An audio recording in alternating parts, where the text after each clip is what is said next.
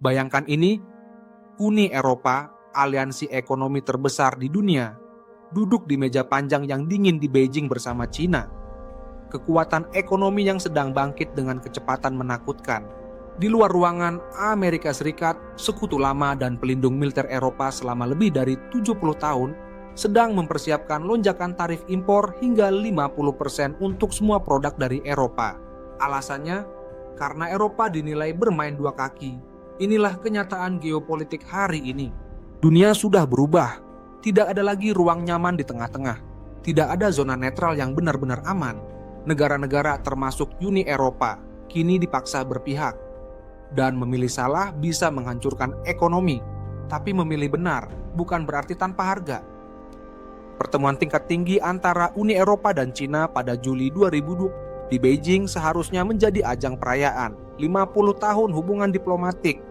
Namun suasana berubah drastis. Tidak ada deklarasi bersama, tidak ada foto senyum. Yang tersisa hanya pernyataan-pernyataan diplomatik yang dingin dan hambar. Mengapa?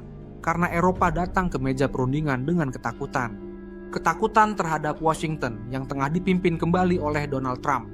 Presiden alaisles yang satu ini tidak segan mengancam, menekan, dan menghukum negara-negara sahabatnya sendiri jika mereka tak sejalan dengan kebijakan luar negerinya. Trump menyebut Uni Eropa sebagai sekutu yang tak tahu balas budi. Ia kecewa karena Eropa terus memperdalam kerjasama dengan Cina. Sementara ISS mati-matian mencekik Beijing dengan embargo teknologi, larangan investasi, dan perang dagang. Dan bukan hanya ancaman omong kosong, Trump sudah menyiapkan kebijakan tarif baru sebesar 50% untuk produk unggulan Eropa. Mobil Jerman, produk mewah Prancis, bahkan coklat Belgia. Dampaknya bisa menghantam sektor industri dan ekspor Eropa secara brutal. Namun Eropa tak bisa semata-mata lari dari Cina. Negara tirai bambu itu kini menjadi pasar ekspor terbesar kedua bagi banyak negara Eropa. Jerman menggantungkan penjualan otomotif dan mesin berat ke China. Italia dan Prancis menjual fashion, anggur, dan makanan khas dalam jumlah besar ke pasar Asia. Bahkan perusahaan teknologi dan energi Eropa pun mulai menjalin kemitraan dengan perusahaan-perusahaan Tiongkok yang haus akan inovasi dan jaringan global. Cina datang ke pertemuan Beijing bukan untuk basa-basi. Mereka menawarkan investasi di bidang energi hijau, infrastruktur transportasi, dan riset teknologi masa depan. Tapi tentu saja ada syarat. Mereka ingin Eropa berhenti mengomentari isu HAM di Xinjiang, Tibet, dan Hong Kong. Mereka ingin kerjasama yang bebas dari campur tangan politik. Inilah jebakan yang rumit antara idealisme demokrasi dan realitas ekonomi. Masalah terbesar Uni Eropa saat ini bukan hanya tekanan dari luar, tapi juga dari dalam. Tidak semua negara anggotanya memiliki pandangan yang sama terhadap Cina maupun Amerika. Hungaria, Yunani, dan Serbia punya hubungan hangat dengan Beijing.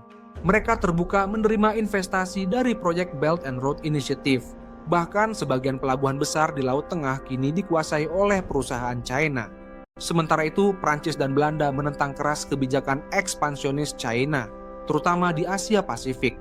Jerman berada di tengah, terjebak antara nilai-nilai Barat dan ketergantungan ekonomi terhadap Timur. Kebingungan ini menjadi celah yang dimanfaatkan dua kekuatan dunia, ISIS dan Cina. Mereka tahu Eropa tidak bisa bersuara bulat. Dan selama Eropa ragu-ragu, mereka bisa terus mendorong batas. Yang sebenarnya sedang terjadi adalah transformasi besar dalam arsitektur dunia. Dunia tak lagi dikendalikan oleh satu hegemon seperti era pasca Perang Dunia II. Dunia kini multipolar. Ada AS, ada Cina, ada Rusia, ada BRICS. Bahkan India mulai menampakkan diri sebagai kekuatan baru. Uni Eropa, jika ingin tetap relevan, tak bisa lagi hanya jadi pengikut. Tapi membangun kekuatan sendiri juga bukan hal mudah. Otonomi strategis butuh anggaran militer yang besar, teknologi canggih, dan keberanian politik yang tinggi. Apakah Eropa siap? Eropa kini dihadapkan pada dilema brutal. Jika memilih mengikuti Andreas dan memutus kerjasama dengan Cina, maka ekonomi mereka akan terpukul. Tapi jika mereka memilih pragmatis dan terus menjalin relasi dengan Beijing, maka mereka akan kehilangan kepercayaan dari Washington. Dan bahkan bisa terancam keluar dari sistem intelijen NATO seperti Five Eyes. Ada juga risiko jangka panjang. Cina bukan mitra yang mudah. Banyak negara Afrika dan Asia Tengah yang pernah menerima investasi besar dari Tiongkok akhirnya terjebak dalam utang dan kehilangan kendali atas aset strategis mereka. Namun di saat yang sama, ISIS pun tak lagi bisa dipercaya sepenuhnya. Di bawah Trump, Washington bersikap impulsif, proteksionis, dan sering membuat keputusan sepihak. Uni Eropa pun sadar bahwa ketergantungan mutlak pada IS adalah bentuk kelemahan. Artinya, apa yang dipilih Eropa hari ini akan menjadi sinyal besar bagi negara-negara dunia lain, terutama di Asia Tenggara, Afrika, dan Amerika Latin. Mereka melihat Eropa sebagai referensi.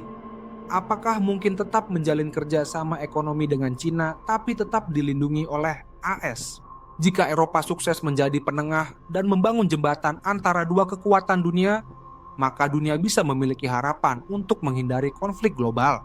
Tapi jika Eropa gagal dan terjebak dalam tarik ulur kekuatan, maka dunia akan terpecah dan konflik global bisa menjadi kenyataan baru. Pertemuan di Beijing bukan sekadar agenda diplomatik. Ia adalah simbol dari persimpangan jalan yang sedang dihadapi peradaban modern. Pilihan yang ada bukan lagi soal siapa benar dan siapa salah, tapi siapa yang lebih siap bertahan dalam tatanan dunia baru. Uni Eropa harus menentukan langkah berikutnya dengan sangat hati-hati. Karena di zaman ini tidak memilih bukanlah netralitas, tapi sebuah keputusan pasif yang bisa berakibat fatal. Mereka bisa memilih membangun kekuatan sendiri dengan meningkatkan investasi militer, memperkuat sektor teknologi, dan menyatukan suara diplomatik.